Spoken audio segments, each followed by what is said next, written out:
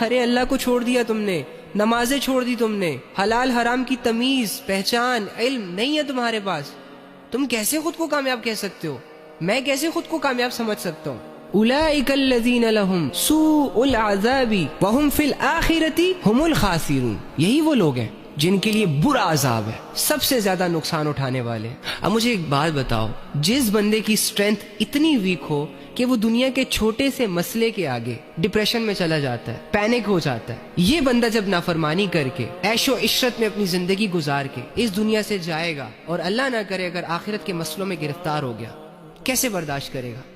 دنیا کا ڈپریشن، دنیا کا انزائٹک لیول، دنیا کے پینک اٹیکس، یہ تو بہت معمولی چیز ہے۔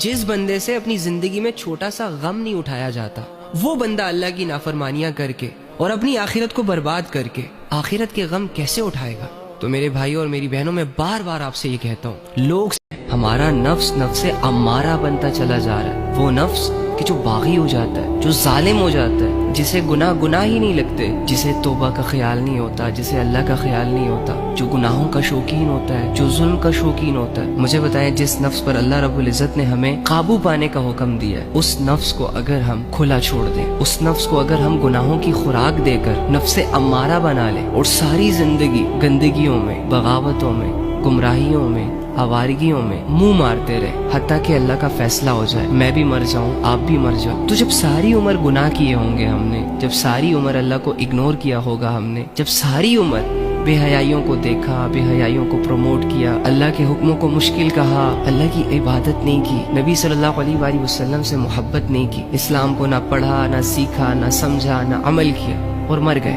اللہ کے پاس چلے گئے، کیا کہیں گے اللہ کو؟ کیا جسٹیفیکیشن ہے میرے پاس اور آپ کے پاس؟ کیا کہوں گا میں رب؟ آنکھوں کا زنا یہ ہے، آنکھوں سے دیکھا جائے، یعنی آنکھیں یہ میری ہیں،